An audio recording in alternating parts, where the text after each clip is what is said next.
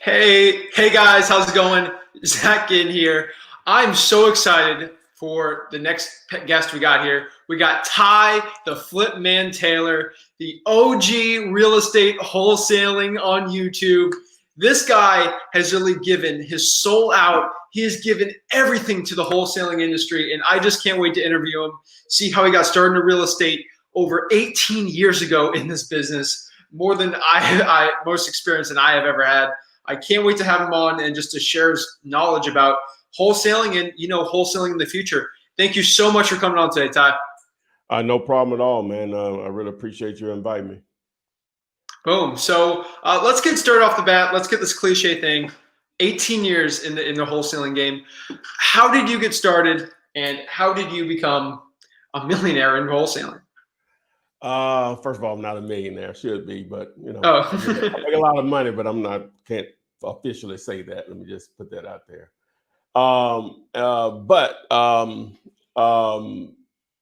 It's actually been 17 years. It'll be 18 years in January. So Okay. we're only a month away, so technically, I guess I just like fact be clear on stuff. But anyway, so how I got started. Well, first of all, I'm an entrepreneur first. At least I think I am. All right, and I failed at a lot of businesses through my younger years, but you just once you have that bug, you just can't get rid of it. And I'm not going to go through all of those failures or whatever. But fast forward to October of 2002, and a friend of mine and his now wife were going to school to become real estate agents. The guy that normally taught the class, he didn't talk about the one particular night, didn't talk about being an agent. I mean, the guy that normally taught the class was absent, and the substitute that replaced him that night, he didn't talk about being a real estate agent, but he talked about being a real estate investor and creative ways of real estate investing without using your cash or credit or whatever. And so I didn't act on it at that time. So fast forward to Christmas of that same year. So a couple of days after Christmas, I was at my mom's house, which is about 3 hours south of Birmingham, but that's where I grew up, in a small town. And I was up early waiting on her to prepare breakfast or whatever. And I saw one of Carlton Sheets' old commercials, no money down techniques. And I hadn't seen it over the years or whatever. And, you're like, yeah, right. So I caught it about halfway through. And so I said, let me go up the dial on a different channel and just watch it from beginning to end. Now, it's not like the infomercial actually tells you anything. It's just, hey, Carlton, help me make this much money. But how did you make the money? So at the end of the infomercial, as I said, I had seen it over the years, whatever. I thought to myself is that he can't be lying about all of this. So at that back then, my mom didn't have internet. So I waited till I got back to Birmingham, and I went to this entrepreneur message board that I used to frequent and asked the question, does Carlton Sheets program really work? And only one person replied. And he said, yes, it does. But Ron LeGrand's course is better. So, I had never heard of Ron. So I went to, I Googled Yahoo or whatever was back then in 02, and did a search for his name. And I found his website and saw his course. He had a package of courses, and it was $1,500. And at that time, that was really a lot of money. Still is a lot of money, but it really was a lot of money back then. And so I said, wow. So what they had was a condensed version of wholesaling in a cassette tape form, and it was $69 and with $80 shipping. So I ordered it, got the cassette tapes, and listened to those. But all it was is just teasers, and it really still didn't tell you anything. But if any of you all have looked up Ron LeGrand stuff, he's an unbelievable teacher. Not saying that he's not telling you what happens, but he's going to make you think you can run through a brick wall. He's really good at motivating and teaching. So I thought to myself, I said, hey, I'm gonna have to get a second job to save this $1,500 because I need the entire course or whatever. So a couple of days later, I thought about eBay, and I did a search for his name, and that particular course, I think it was called Quick Turn Real Estate, was there were a couple of auctions on the course. So I bidded on one of them, lost the auction, and the guy back then, sellers could reach out to bidders by email, and the guy reached out to me and see if I wanted to get a burnt CD copy of the courses, basically a bootleg copy. So we agreed on $400. It still was a sacrifice. I'm sure something didn't get paid that month, but to this day, it is the best $400 I've ever spent. I can't even put the value on what that's returned for me. But so anyway, I got the courses, and what I got though was it was not only wholesaling, it was lease options, for sale by owner, fix and flip, and I think he had something called owner financing, which lease options form that, but it was called owner financing and subject to. So I went from knowing absolutely zero about real estate to being introduced to all of these different methods of making money in real estate. And so it took me about 3 weeks to go through it all. So that was in January of 03. And so I was ready in the first week of basically the end of January, and I ordered some bandit signs. The three things that stuck me back up, the three things that stuck to me were wholesaling, lease options, and bandit signs. The wholesaling, because I could be in and out of the deal. Being an introvert wouldn't really be a big deal. And the bandit signs also helped me with my inability to sell, I guess you would say, because if someone calls you from a bandit sign, you're really halfway there because they want to sell and you want to buy. So now it just boils down to, is it a deal or not? Is it a great deal or not? You see what I'm saying? So the whole conversation is different versus when you cold call and a text. Man, not saying that those don't work, don't get me wrong, but it's just a different mindset whenever the seller reaches out to you. So I bought some bandit signs. I bought 50 bandit signs. I paid $250 for them. It was an overpayment. I didn't know at the time because I had never done anything like that before. I picked them up on a Friday. I put them all out on a Sunday morning, Sunday morning afternoon. And the next day, that Monday, my very first two calls, and I hate to tell this story because I don't like to give people false impressions on this is the same thing going to happen to them. The very first two calls that I received were deals. One of them was a lease option deal opportunity, and the other one was a wholesale deal. Okay. So I'm assuming you got time because it's this part of the story how I got started. But so the lease option deal, so the lease option deal, it was a guy, his mom died, and it was a mortgage. She left him the house, and there was a mortgage still on the house. But he didn't live in the house. He had his own house with a mortgage, so he couldn't afford both payments. So he owed too much for it to be a wholesale deal, but for a lease option deal, it was perfect or whatever. It wasn't in the greatest neighborhood, but the house was one of the better houses in the neighborhood.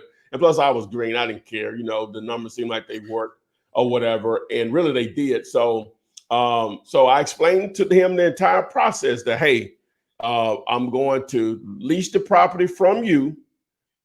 I'm going to turn around and lease it back out to someone else, and I'm going to get a down payment to the house. After 2 to 3 years, this individual is going to cash you out of the deal and remove your name from the debt. And the amount that we agreed upon, you'll get the difference between what you owe and that price. I explained it to him. I was very transparent. So I advertised the property in the newspaper. Back then, the newspaper was still relevant. And this lady called me. She was a nurse, and I wanted a $5,000. I know that's what I got. I may have advertised. I think it's maybe $7,500 down payment, but we agreed on $5,000. And she gave me. We met at a Old Charlie's here in Birmingham. You all know on Roebuck is a Centerpoint Park on Centerpoint Park, where used to be an Old Charlie's. I think it's a Mexican restaurant there now. And sitting in that restaurant, we signed the paperwork, and she gave me 50 $100 bills. To me, that was like $500,000 because I had failed at so many things before. All right, so the house needed a few minor repairs after she had looked at it or whatever. And the guy that owned the house, he was a handyman, which I discovered that through our conversation. And so I thought I would do a win-win and put him or her. He needed a little extra money or whatever, and he would do the repairs before she moved in. On top of that, I still had a 9-to-5 at that time. And one of the guys that I worked with, he did mortgages on the side. And so the owner mentioned that he would like to get his house refinanced. Did I know anyone? So I thought I created another win-win. All right. So now my friend, I told him I had found somebody to go in the house. Lady already gave me the down $5,000 down payment. And I mentioned it to my coworker, and he told the owner. And that's when it went downhill. The owner felt, and he was financially strapped. He felt that I should have at least given him half of the $5,000, if not all of it. So whenever he was scheduled to meet the lady at the house to discuss the repairs that he was going to do, he came over there in a rage, told her to get off his property. Tyrone did not own it, and he was going to call the police. So quite naturally, the lady thought I had scammed her, right? So she called me crying or whatever. And so I told her, I said, just calm down. I forget what her name was. Just calm down. I said, where are you right now? I'll bring you your money. I had already spent about $700 of it. I don't know how I came up with that, but so I carried over money. And so I had discovered through my coworker that the guy that owned the house, he was a minister. So I called him because I was angry. And so he and I had some words, and I said, I heard you were a minister, and I just really went off on him. I can't imagine who's following you. And so when I told him that, I really pushed his button. So the last thing he said to me, he said, if I ever see you again, it won't be pretty.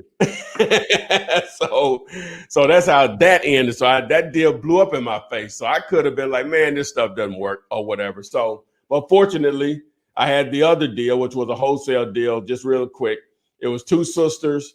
They, like a lot of people, they inherited the property from their mom. And a lot of people like, well, we're not going to sell mom's house, a lot of memories, blah, blah, blah. But after about 4 or 5 years of renting the property out to relatives and other people and them not paying them, tearing the house up, they were tired landlords.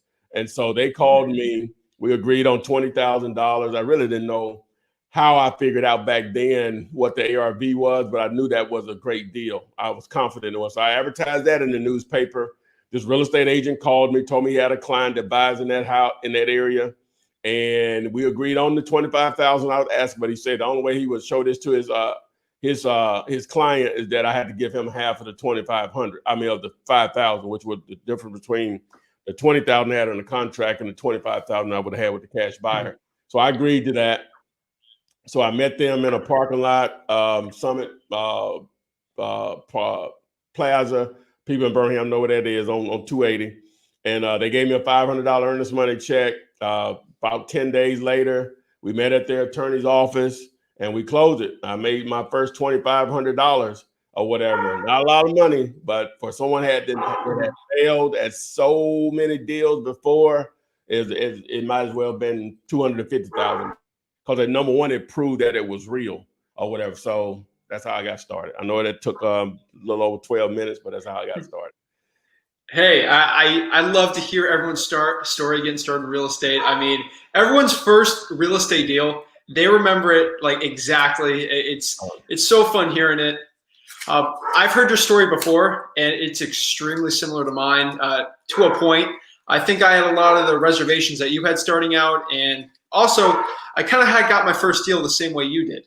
I started out just putting bandit signs out, and I mean, I was 17. I thought this business was a joke, but first of all, rest in peace to Carlton Sheets. He's definitely one of the best. Oh yeah, he inspired a lot of people that Lease. See, a lot of times, like when people tell me they may have went to a seminar or something, and they didn't get what they paid for, I said, well, you have to look at it like this also. They at least introduce you to it. Oh, it's real. It's just that their process may not be real as far as what they're going to actually give you as far as their information, but the business is real or whatever. So you can look at it, if you went to the free day training, then the upsell of $197, then maybe the upsell to $2,000, hey, it's going to still be worth it if you don't let it go, because they at least introduce you to it. You just may have to find another avenue of educating yourself or whatever. So definitely. I had the same reservations as you starting. I know, 17 years later, the same people have the same reservations. Is this legal? Is this real? I mean, how can a person with no college education or like no education about real estate make 20 grand in a week? Like, this got to be illegal. That's what everyone thinks. Yeah, that's the common response. Cause One of the things that stood out to me, and I can remember like it was yesterday, what Ron LeGrand said. He said, after all this I've said, you still don't believe me. You're gonna get off. You're gonna stop listening to this training, and you're gonna go ask one of your realtor friends about wholesaling, and they're gonna tell you it's illegal, and you're gonna believe them. With him just saying that, and I did exactly that. And the dude that I knew that was an agent, he told me exactly what he said he was gonna say. Or whatever, that it was illegal. You can't do that. You need a broker's license, an agent's license, or whatever. And but anyway, it's real. It's legal. It's legal. Definitely. And what I think a big similarity between Carlton Sheets, Ron LeGrand, they were one of the original guys out there doing wholesaling, teaching it. They charge thousands of dollars for this information. I think the cool part about you is a lot of people got started learning from you and your YouTube channel. And you do have coaching, but most of the people you've started, you've just given all this info for free. I mean, what was your inspiration for doing that versus since you've paid for your mentorship in the beginning? Well, a couple of things, like just going back to Carlton Sheets, the people saying, well, Carlton helped me make this much money. He helped me make that much money or whatever. And I guess technically I have some of that on my channel with testimonials, but it's not in a informational, people are telling their story. So they're telling you how they made the money. So that was very important to me. That number one, let me back up. It started out as a hobby as far as the FlipMan YouTube stuff. Yeah. I just love internet marketing, right? So if you see me do something outside of real estate or whatever, it's only because number one, I'm an entrepreneur. Right. And I love internet. It just amazes me. Someone will pull out their credit card and spend money to buy something on the internet. Even back in 99, which is 98. Well, 99 when I was introduced to the internet or whatever, which was 4 or 5 years old to the masses anyway by then, but I didn't know it existed. So it was amazing to me. So initially the girl that I was dating back then in 98, she found out it back then and told me she had got a job and said, man, they got this thing called the internet, blah, blah, we can do this. And so I bought her a computer, a PC, and then I bought myself one. I should have bought myself one first. But anyway, I bought her one, and then I bought me one. And I'm a very boring person. I don't do a lot of what I don't really have a lot of hobbies, but that became my hobby. So I'm not like just one of these legends as far as the internet market. I never really made any money until the FlipMan stuff because I had some of value to offer. So when I started to put content out there, and pretty much anything that I do, I'm not going to probably invent anything. I can see something that's really good, and then I'll just put my twist on. That's why I guess most people do that or whatever. So I said, if I start putting this content out here, this is the way I'm going to do it. I said, I'm going to give all the information away for free. I'm going to spill my guts, and whoever wants to take it and run with it, right? But for those that want to deal with me directly, then they're going to have to pay for that, pay for my time or whatever. Mm-hmm. And that came out of, I started telling family, once I started making money, I started telling family members and friends about it. And I would spend just like an hour and a half explaining it all to them, and they wouldn't do anything with it, right? And so I was like, okay, I see how this goes. Oh, you're gonna have to pay for me to sit here and tell you, actually spend my time. Now, if I record a video, that video runs forever. You know what I'm saying? It's just like air, so it's just gonna continue like music. It's just gonna continue to play over it. But if I actually take out the time and spend with you, then that's gonna cost. And initially, okay, well, I missed something. So I said, well, let's do it this way. So instead of me not charging them, let's do it this way. So I'll train you, and then we'll split the first deal. I get my money that way. I tried that. That didn't work. And I found out that it's just normally, and I'm not saying everyone, but most people, it's just better if you have skin in the game. It increases the chance of me not wasting my time, but also gives you more motivation because you actually spent something to try to get something. Now, again, I do give away the information for free, and a lot of people have taken that and ran with it, which that's what I would have done. I would have never spent the $400 if I would have found someone like me. That's just me, because I would have just been engulfed in these videos, that just took over my life or whatever. But again, that's me. Everybody's not like that. People learn in different ways. So the motivation was, if number one was a hobby, I wanted to be different. But on top of that, I knew I wanted to get into commercial real estate. I'm still sort of climbing in that area. And I've done a few deals, but not nearly what I've done in residential. I wanted to be able to have like people all over the country that I can tap into for a piece of real estate. Like if I had someone in Chicago that I had trained, or they contacted me just from a YouTube or whatever, and we networked or whatever, I can just pick up the phone. If I'm looking at a property there, I don't have to be there. So I guess technically virtual wholesaling or whatever, but I don't have to be there. I would have boots on the ground. So that was the intent also. So the hobby, being different, being able to network, and then at the end of the day, I'm just a person that just, man, I give homeless people so much money, it's ridiculous. So, and I'm not bragging on them, I'm just saying, like, I see someone on the street, they ask me, and it seems like I'm a magnet for it anyway. And they may ask for $1, I give them 50, you know what I'm saying? So, but that's just where I am. So I'm not saying people just come out because I don't have money on me like that all the time, but if I have it or whatever, I just guess so. I guess you would just say a given person, just probably the first thing. Whatever. So definitely. I mean, I've gone around the space here and talked to other real estate coaches. People go on the podcast. They have nothing but great things to say about you. Definitely, you're a great giver.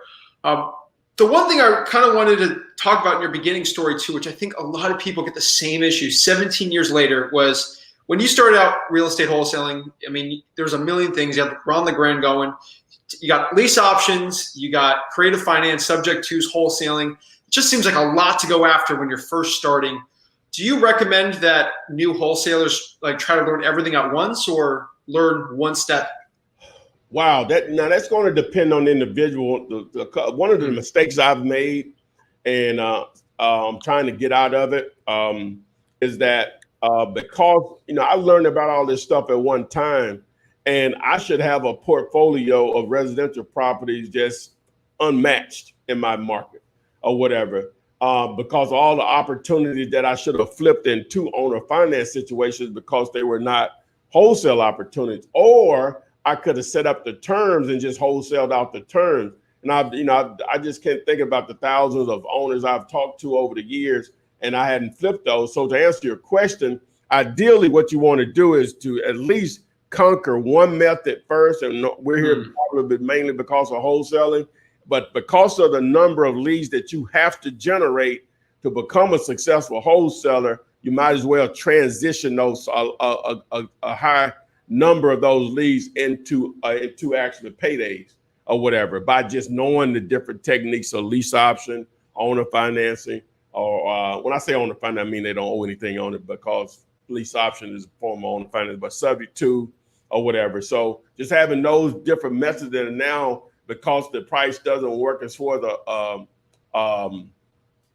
as a wholesale deal, then it could possibly work for one of the other options. Matter of fact, I have some apartments on the contract right now. I'm going to reach out to the owner tomorrow and see if she'll do owner finance. It's in a D neighborhood, but the buyers are asking. I mean, I'm getting offers on what I got it under contract for or whatever. So I make it go back to her and get her down or whatever. But it's probably just going to be easier for me to move, just to maybe offer a 10% down, and then what I would do is turn around. I'll tell them 20% down for me to make my money. Just work out the numbers that way and just flip the terms on it. So, but my point is that, start out with one, focus on one, master it, but understand you want to have those other methods in pocket so you can transition those into paydays also, or possible cash flow. Okay. And I mean, to piggyback off of that, I mean, your influence in real estate it's growing and growing and growing. Has that helped you going into apartments? Because these decision makers are a lot more vetting of real estate buyers. Has your YouTube channel or anything like that helped you with sellers of big multifamily deals? Man, people in most cases, sellers now, especially sellers, they don't know of a FlipMan. I don't mix the two. I don't mix the two. And I hate when it happens, but it rarely happens. Those are two separate businesses. They're related, but those are two separate businesses. Now, the credibility part of it, man, I just know what to say. Yeah. You know what I'm saying? So, the credibility part of it is just coming. You see, especially on the residential side of it, you're going, once you educate yourself on just wholesaling, forget about subject to lease options and all the other stuff.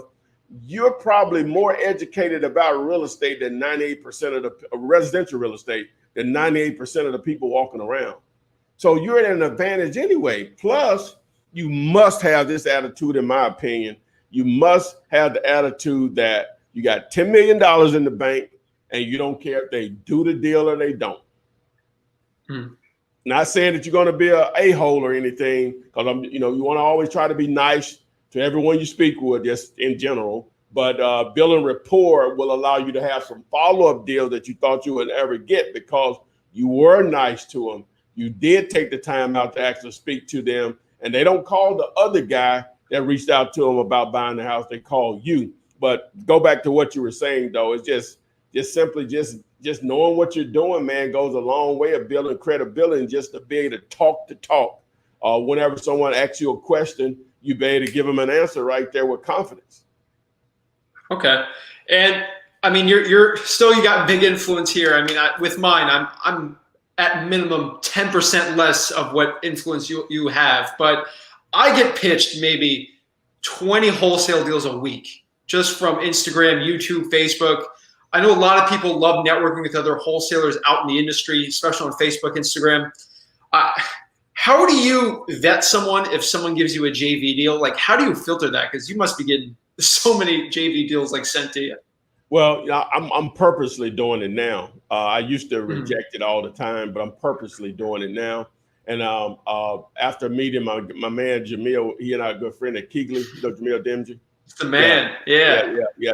That's my man. So you see, that was part of my plan initially when I started putting content out there, and I wasn't able to figure out how to do it. And I still really haven't figured it out. But we're working at it daily. Matter of fact, young lady that's on my team here, she's right here in front of me right now going through properties.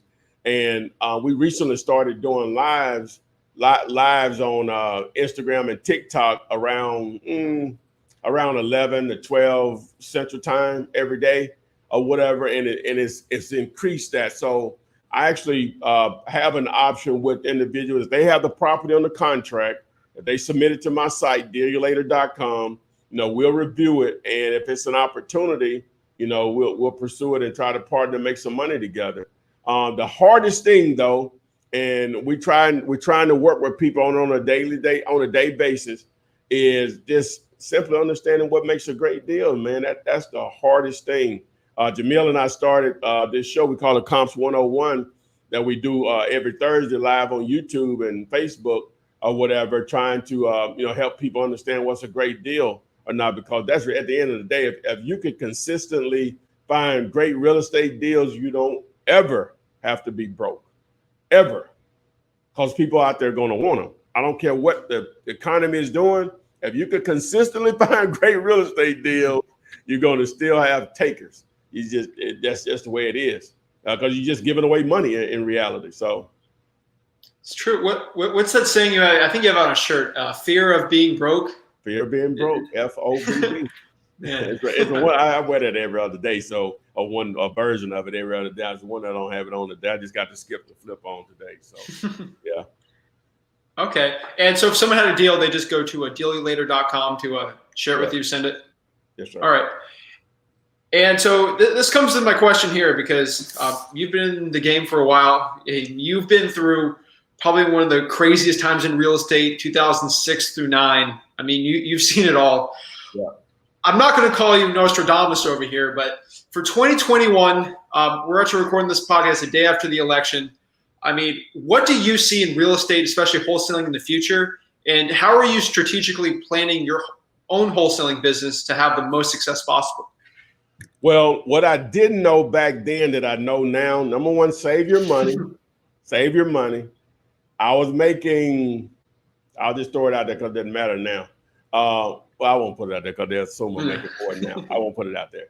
But I was making what most people would be very happy with as a yearly salary in a month. But save your money, number one. And the reason you want to save your money outside of just great financial habits is opportunities present them. When opportunities present themselves, that's where cash is king. And when the market crashes or there's a dip in the market for whatever reason, it's going to be a lot of cheap real estate out there that's going to go back up. So it's your opportunity. That's when you really get rich. But I didn't know that at the time. All I knew was I started in 03. I made more money in 04. I made more money in 05. I made more money in 07, 06, and then 07 around about this. Well, and I can tell you exactly when. In September of 07, maybe in August or September. That's when I realized something was about to happen. I still didn't know, but I was at a closing table and a lender wouldn't fund. Well, he was going to pay cash. Back then, you could buy a property and refi it out the next week or within the next couple of weeks, right? It was that easy for investors that they could get those quick refi loans. So they just to give you an example, they would buy a house from me for 50, but it's worth 100. They would spend the 50, refi it out at 80%, get $80,000 back in the loan. So they get their 50 back, 30 in their pocket, put a little money in, then rent it out. So they probably walk away with 20 and the cash flow. You know what I'm saying? And so that was just like just constant. So that went away. So he was at the closing table. He was trying to, just check on, putting this deal in the pipeline. And they told us that, man, you might want to hold up on that. They didn't tell him why then. They said, we're not sure we're going to be able to fund it. He said, Ty, man, just give me a couple of days. We were at the closing table, said we're not going to I can't do it today. I got to check, see what's going on with my lender. Never closed that deal. And it just went downhill from there or whatever. So I was making X number of dollars. I'll just throw a number out there. I was making $20,000 a month and quickly went down to $5,000 a month. Well, you say, well, wow, Tyron, you should still been able to pay your bills. Yeah, I should have been, but I was living that way back then. So not saving money. So when it hit me hard or whatever, just really hard. Learned the valuable. I was a lot younger, maybe even a little cuter or whatever. And I learned a valuable lesson back then, man. So when all that cheap real estate was on the market in 08, 09, 10, 11, I wasn't able to take advantage of it because I was trying to still just make, just get back to a certain standard. I lost a lot or whatever. And so now, just to answer your question, I'm prepared now to handle whatever comes along. At least I think I am. I hate to sound like I'm wishing bad luck on people, but I want it to go crazy. Number one is going to weed out all the ones that are not serious about this, and it's going to produce a lot of opportunity. I'm ready. So with the amount of I guess landlords that had to been on hold for their rent. So that means some of those that were leveraged with mortgages, the lenders were not getting paid. That stuff has to come due here in the next 2 to 3 months. And so in 2021, again, I'm not a fortune teller or anything, but that's a lot of real estate that's going to probably be available because it's going to be foreclosed on or whatever. So those are going to be opportunities. Again, I'm not wishing bad luck on anyone, but it is what it is or whatever. So there's going to be a lot of opportunities. So a lot of people say, well, the real estate market crashed. Yeah, technically, I guess it would be. But what that still means is that just think about the people that picked up real estate back in 2011, 12 in California, just using that example, and what that's worth right now. You know what I'm saying? It's probably triple, at least double. Probably what they paid for it in 2011 to now. Oh yeah, that's how you get rich. When they say when blood is on the street, you buy real estate. Oh yeah. So guys, comment below your questions you have for Ty. I'm going to ask a pretty important question here, but while we get that going, comment your questions below for him. But for the people that I had to, like, less fortunate, you know, they just subscribed to you maybe a month ago. Mm-hmm. You know, they're working at a sales job they hate, and they really want to get into wholesaling. And let's say, you know, hopefully for you, maybe God forbid for other people, a crash starts happening and like you're stuck. Like, what would you do in their shoes if you had, you know, the $500 only for marketing to get your deal in a market that's soft or even dipping? Well, if you have a $500 budget to start, and a lot of my stuff, most of it is based on someone starting with zero or up to maybe $500. So that's basically how I teach it or whatever. But I try to put myself in, I've tried to put other individuals in the role of how I was when I started, which was dead broke or whatever. You know what I'm saying? Just a dream, just dreams or whatever. So, but if you got $500, the best thing going, the date of this video, is text messaging.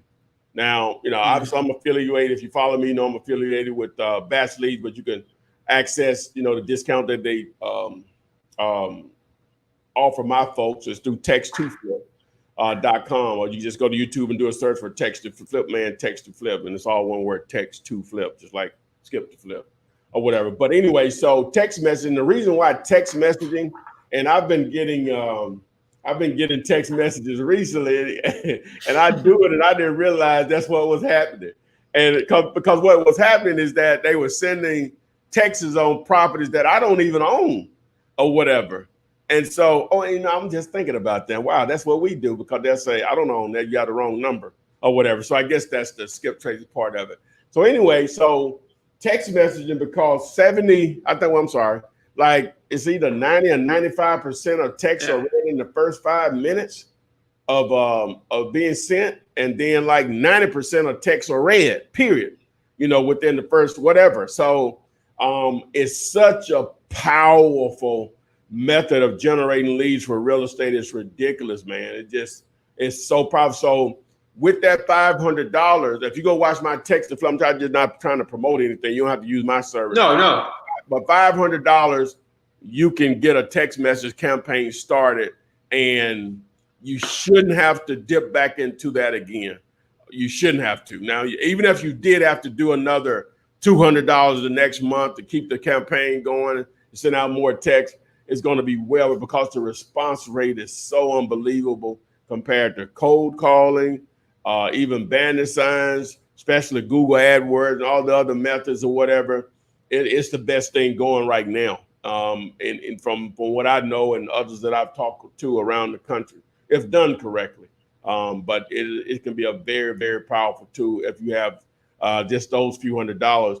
And most people can come up with $500, even if you have to work over the next 6 months doing Uber Eats or Uber or whatever. You can come up with it. You can even borrow it from someone and say, hey, I'm gonna give you $1,000 back in the next 4 months or whatever. Who wouldn't do that if they got it to spare or whatever? That's double their money. You can't get that anywhere. So $500 is a very minimal amount to get started with, but you can actually start with zero, right?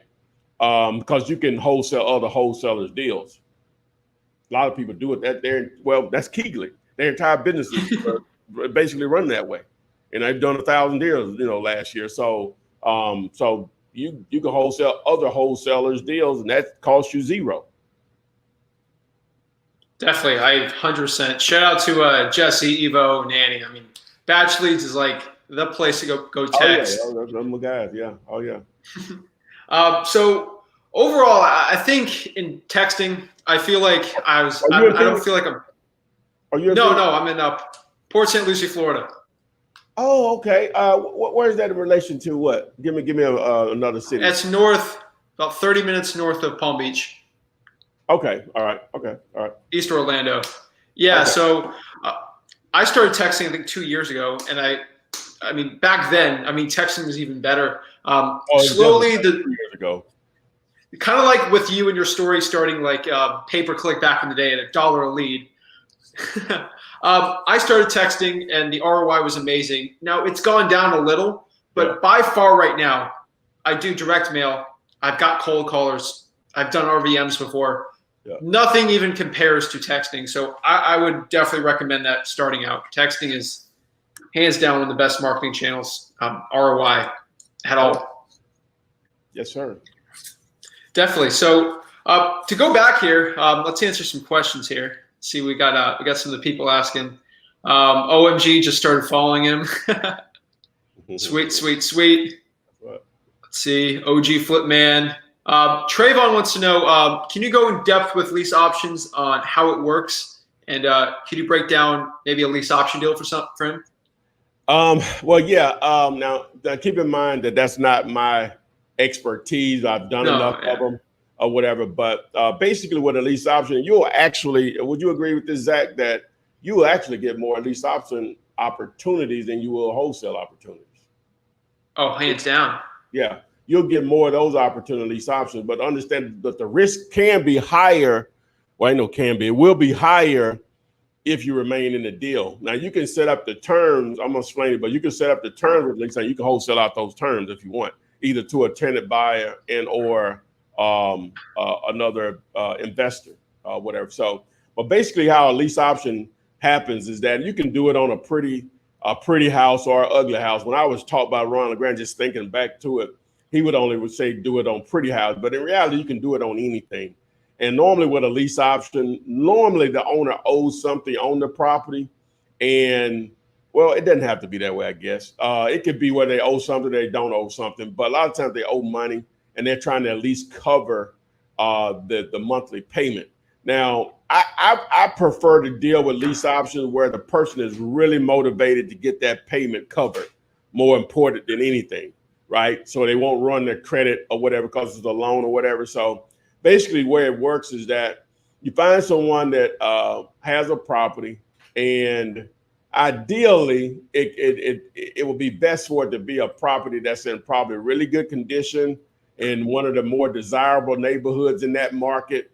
So you'll have a high interest in it, even if your tenant buyer goes south or whatever, you could easily put someone else in there. But so basically you have a motivated seller that will allow you to take over the payments via a lease with an option to purchase. But in that agreement, it's going to allow you to lease the property or sublease the property back out to an actual family, in most cases, that wants to live in the property. And so what will happen is, we'll just use some simple numbers here. Say the property, the ARV is on it is 200,000, but we'll say they owe 150. So that's really not cheap enough for a wholesale deal in most cases. So you would, and the monthly payment on it, we'll just say it's $1,000 just for easy numbers. All right, so they want that $1,000 covered.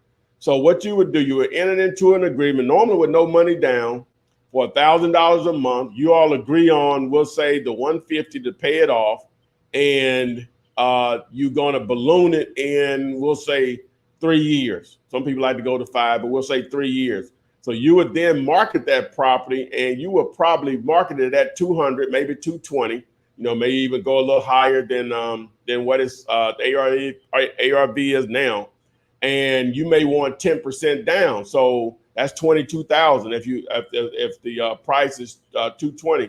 So you would market, you want 22,000 down, right? And no credit check, blah, blah, blah, whatever. And so, but ideally you want someone that, it may not be a credit check, but you want someone that's working toward fixing the credit, which is really normally not that difficult, especially in a 3-year time frame. Really, normally within a year, you could probably get someone financed with a mortgage if they have the income to support it or whatever, provable income to support it. So now you have and then the monthly payment on it, we'll just say is $1,500, right? So here's the money in your pocket. So maybe you get someone to call you, say, hey, I don't have 22,000, but I got 16. I'm taking that. Right? So you would put the 16,000 in your pocket. You're going to get a $1,500 monthly payment. You're going to get the difference of the $1,000 that's paid to the mortgage company and the $1,500. So that's a $500 cash flow. Plus on the back end, so you subtract 16,000 from the 220, at least 204. On the back end, when you cash it out in 3 years or whatever the time frame is, you would now get the remainder, what is that, $54,000 on the back end.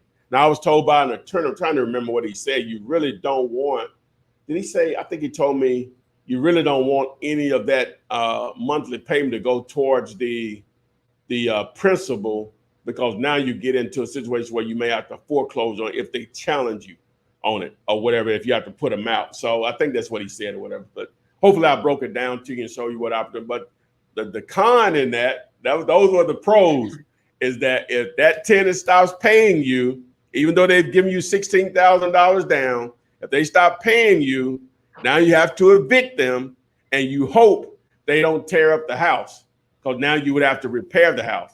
But the good thing with that is, assume you have to evict them or they leave on their own, they don't really damage the house, you may collect another $15,000 or $20,000 down again or whatever. Hopefully your timing will work out where you still have time to help get them financed or whatever. But that's the pros and cons of a lease option. So.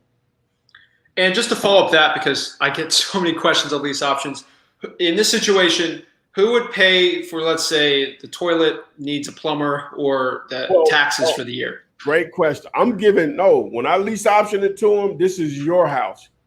Yep. I'm giving you ownership. I'm taking the landlord out of it. Now, sometimes people will negotiate anything less than $500 you fix or something like that or whatever. No, I'm not doing it. I wouldn't do any of that. No, when you get a loan from Wells Fargo, when the toilet is stopped up, you don't call Wells Fargo, you call a plumber. This is your house or whatever. So I'm taking the landlord. The only way I would do it, I'm taking the landlord totally out of it. Now, everything's negotiable. I'm just telling you that's how I would do it. And also for Trayvon, who would be paying the home insurance too? Well, it should be built into the mortgage already, right?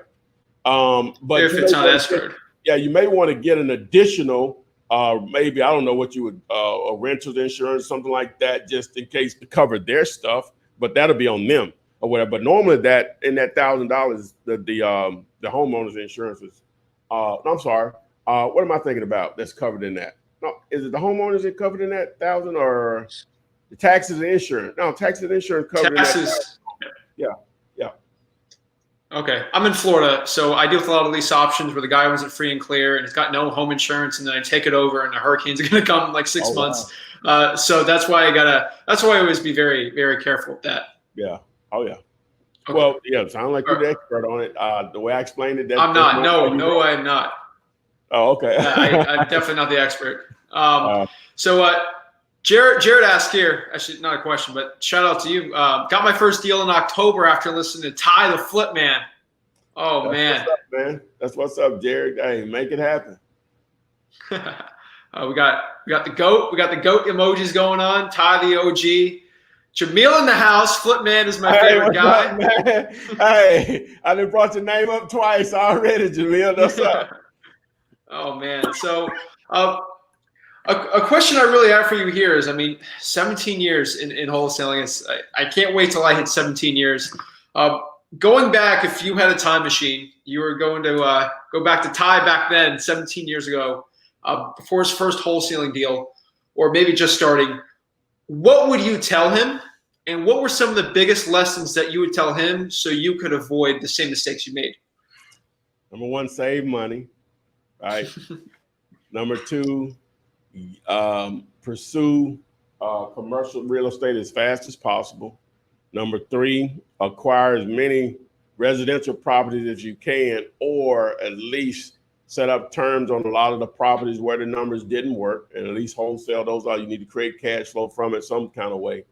Those would be the main three things. Number one, save money, try to get into commercial as fast as possible, and take advantage of a lot more properties by simply offering owner financing. Okay. And another legal, I guess is a legal question, but I get this all the time. I'm curious what you've done since you're in Alabama. When you're starting out in real estate, or let's say you start making maybe 10 grand a month, do you recommend getting like a C corporation, S corporation, or an LLC? Like, what would you recommend? I still just operate on an LLC, man. I have a friend of mine that she's a CPA. And that's more me. She tells me a lot of things to do I don't do or whatever. So I've been advised correctly whether I follow it or not. But always just let people know, man, on that end of you want to hire an expert, and obviously go with someone that you're comfortable with that's going to definitely always operate in the best advice in your favor. Seek out a CPA. I get that tax question all the time. People are so worried about paying the taxes, but yeah, you know, you got to pay taxes, but would you rather pay taxes on zero or pay taxes on $300,000 or $1 million, whatever the number is, you know? So I know which one I'm choosing. Definitely. So just to end this really quick, I just want to give you a quick shout out, your statement. I started this YouTube channel about a year ago. Didn't know who really to, get going on this, really to follow. I see all these wholesaling gurus out here charging thousands of dollars for their coaching to get a YouTube, join my like $10,000 mastermind group. Your thing really inspired me. I started watching you 4 years ago when I started. And I knew if I wanted to get started, I had to like share everything for free.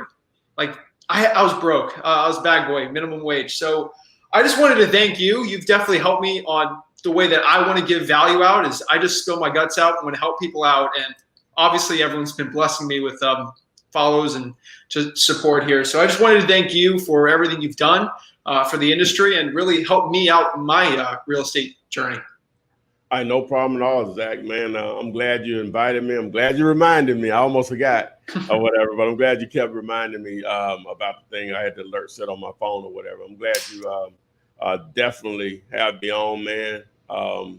Anytime you want to chop it up, I'll probably, reach you, probably do something with you so you can tell your story on my channel or whatever. I love doing that. I like when people go beyond what I know, because I'm normally going to learn something, even if it's like their first deal. Like, wow, I never did that before. You know what I'm saying? So, and I love to hear people's story about this hustle, man. It's always something to learn. I definitely don't know everything. Again, I hope I helped some people out there with the content that I put out there over the years, man. But again, I really appreciate you having me. Boom. Thank you so much. Any parting thoughts before we end this podcast? If I had to say anything, guys, I get a lot of the same questions every day. Where do I start? I'm not the only game in town by any stretch. Zach doing his thing. There's others out there doing their things as far as putting out free content, and that you want to try to consume it all. But I know what I offer on my channel. If you want to start, you just start educating yourself and just set yourself a 1 to 2 month goal that, you're going to become an expert on this information, whether it's from different resources or whatever, but it's all out there for free beyond what I do. And once you you dedicate that 1 to 2 months to educating yourself, you may still have some questions, and I answer questions in the comment section of all my YouTube videos for the most part on a daily basis, but you're going to know what to do. And this business boils down to generating leads. That's where you start. So you need to pick a lane. And what stood out to me when I started was bandit signs.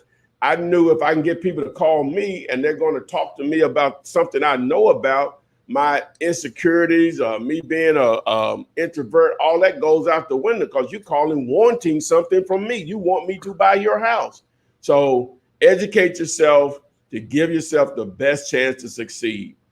Your success rate goes up so much more when you just simply know what to do. And that starts with educating yourself. Thank you so much. I really appreciate you guys coming on. Check them out, flipman.net. I'll see you guys next week. Have a good one.